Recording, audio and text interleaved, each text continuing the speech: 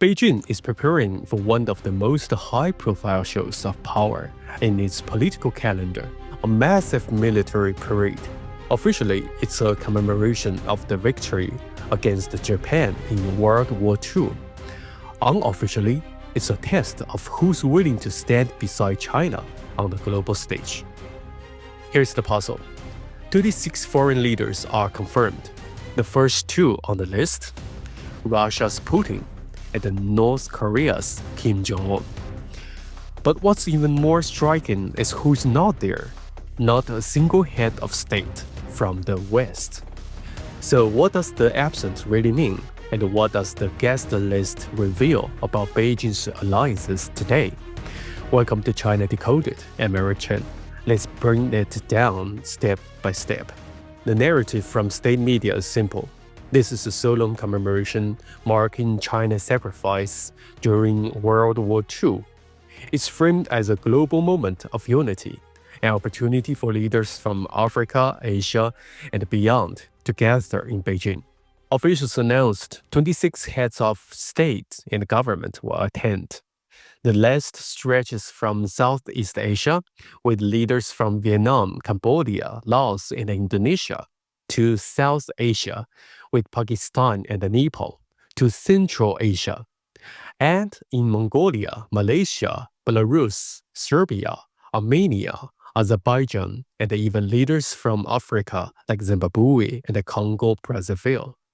On paper, it looks like a broad international gathering, but here's the contradiction. While the map looks colorful, the geographic pattern is revealing. Noticeably absent are North America, Western Europe, Japan, South Korea, and Australia, countries that were present just a decade ago. Let's pause and rewind. In 2015, Beijing held a similar parade. Back then, more than 30 foreign leaders showed up. Among them were South Korea's President Park, Czech President Milos, Poland's parliamentary speaker, and representatives from Australia, France, the UK, and Italy. At the time, Beijing could still draw a mixed crowd. Some Western allies, some Asian neighbors, plus Russia. The guest list had balance. Fast forward 10 years, 2025 looks very different. No South Korean president, no EU representation, no G7 countries. Even Japan's former prime minister attending this time is not in office. He's there as a retired statesman, not as a current leader. That shift in attendance tells us something critical. The diplomatic space around Beijing has narrowed. So why the sudden disappearance of Western leaders? There are several layers to this. First, the Ukraine war.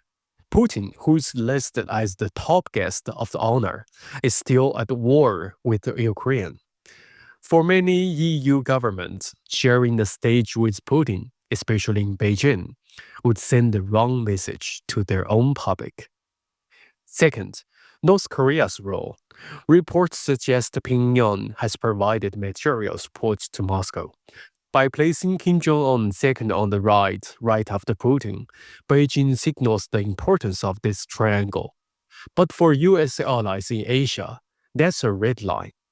Attending alongside Kim would appear like tacit endorsement. Third, quiet diplomacy. Japanese media report that Tokyo lobbied governments, both in Europe and Asia, not to attend. That effort likely shaped the collective decision, turning this into not just individual absences, but a coordinated Western no-show. Together, these factors explain why the stage will be full of leaders from Asia, Africa, and the post-Soviet space, but entirely empty of Western partners. Now, let's flip the perspective. Instead of focusing only on who's absent, look at who's present. Central Asia. These are states historically influenced by Moscow but increasingly courted by Beijing through trade and infrastructure. Their presence signals China's role as the other pole of power in Eurasia. Southeast Asia. Vietnam, Cambodia, Laos, Indonesia, Malaysia. These countries are balancing deep economic ties with Beijing against the security concerns in the South China Sea. Their attendance signals that, despite maritime disputes, the economic pool of China still always other pressures.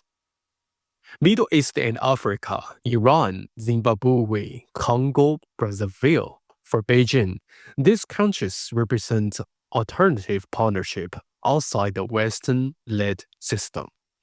Europe, Serbia, Belarus, Armenia, or are either traditional Russian allies or countries leaning away from Brazil's.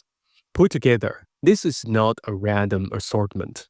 It's a map of states that, for various reasons, are either closely tied to Moscow, dependent on Beijing, or keeping distance from the West. Let's bring in some different voices. In my opinion, the absence of EU and the South Korean leader highlights how far Beijing has drifted from the West. The parade is less about history and more about current alignments. Meanwhile, Su Ziyuan, a defense analyst in Taiwan, sees four purposes. 1. Rewriting history, placing the ruling party at the center of a World War II's victory narrative. 2. Shaping public opinion inside China, distracting from slowing economic growth with the rally around the flag moment. 3. Stabilizing domestic policies by projecting strength. And 4. Sending a coercive signal abroad, particularly to Taiwan, but also to Washington and even Europe. Even if you don't agree with these interpretations, the fact that such analyses are circulating underscores that the parade is seen as more than just a historical remembrance. It's a stage-managed political message. Let's connect the dots. Fact number 1.